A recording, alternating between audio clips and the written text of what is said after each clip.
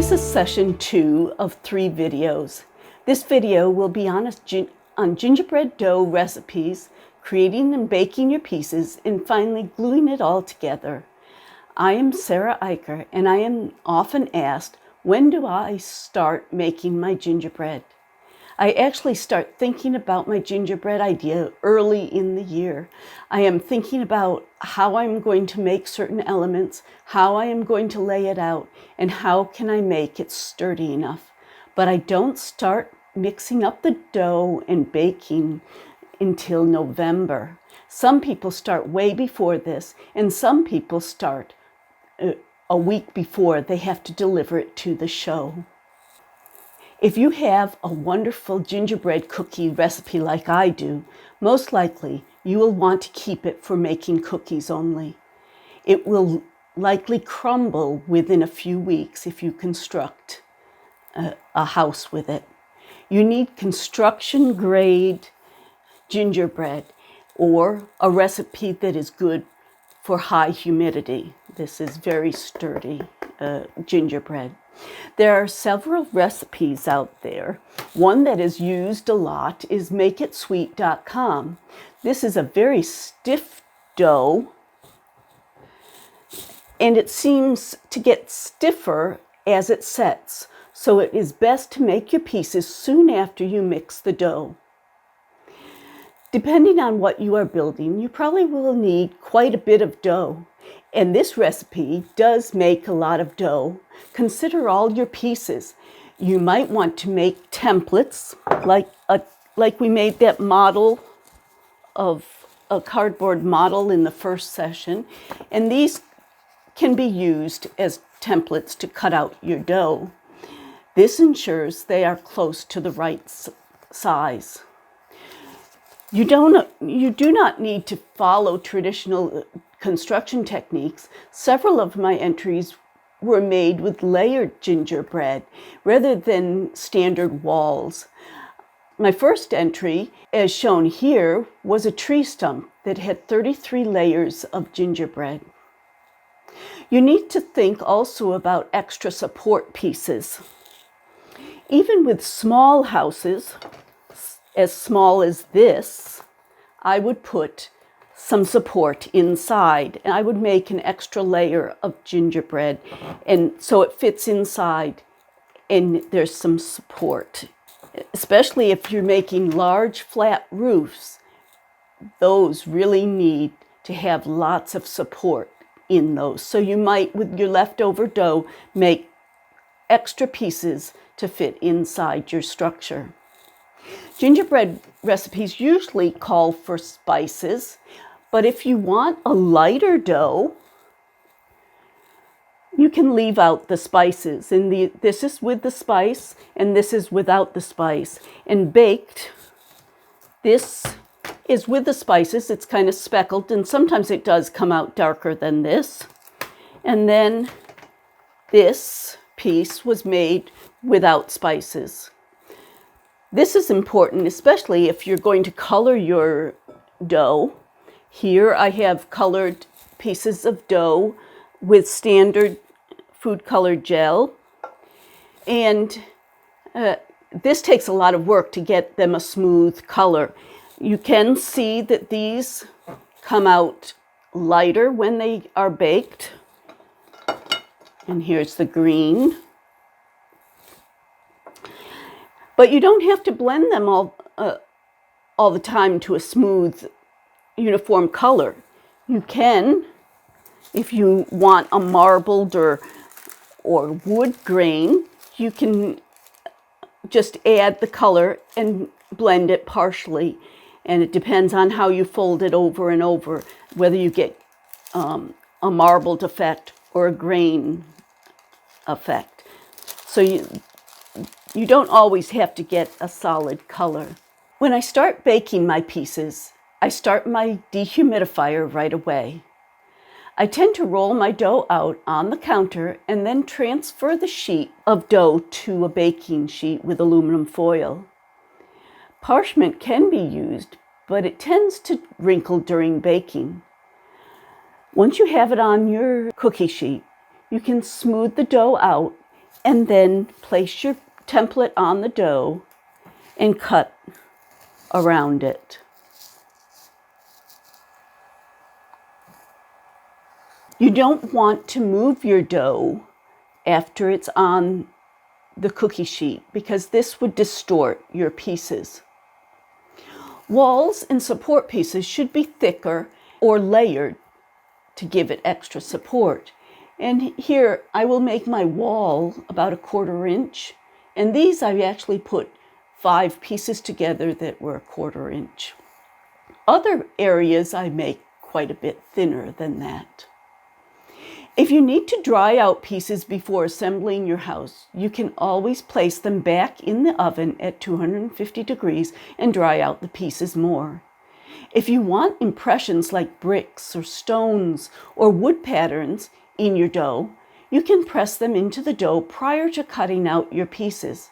You can purchase impression mats, or you actually can make your own. For bricks, you can use a plastic cross-stitch sheet and cut out the size bricks that you would like for your project. And you would press these into your dough, and the result is something like this once it's baked. You can look for other things around your house that might be interesting to put into your dough. Like this phone case had an interesting pattern, and I pressed it into this, which would make a nice roof or a sidewalk. If you want to make something that is not flat, you can use silicone molds that can be placed in the oven. I have draped dough over bowls and vases that have been covered with aluminum foil, as you can see here. This takes some care because sometimes the dough slouches down just as it starts to bake. Sometimes you can bake a sheet slightly and then drape it and finish baking it. You may have seen some of E.J. McIntyre's wonderful creations at the Extravaganza. She has actually made an octopus, a dog, a tiny fountain sculpture, and a jaguar out of gingerbread.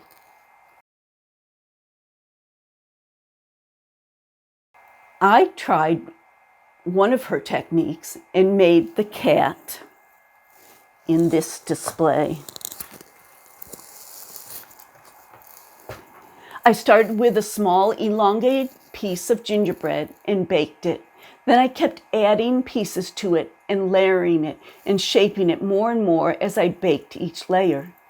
You can see here some of the beginning layers where I started forming the cat. There are also recipes for gingerbread clay that you can try. This can be made by grinding up baked gingerbread and mixing it with fondant. Once you have all your pieces baked, you will most likely have to fine-tune their shape. You might need to take a rough edge off or shave it down for a better fit. And I do that oftentimes with an X-Acto knife. But I also have used a scroll saw, and I used a band saw to get very smooth edges on these 2x4 looking pieces. And another tool that comes in very handy if you have one handy is a Dremel tool. And I use this quite a bit to shape the cat, but you can use this for a lot of different things. Before you put it all together, there are a few things that you need to think about. If you have to do any decorating while the surface lays flat, this is the time to do it. I put some flour on my bricks at this time, and you can see in this picture some of the other things that I put on the walls before I stand them upright. If you want to fill in your windows, you can by placing your gingerbread piece on a slightly greased foil.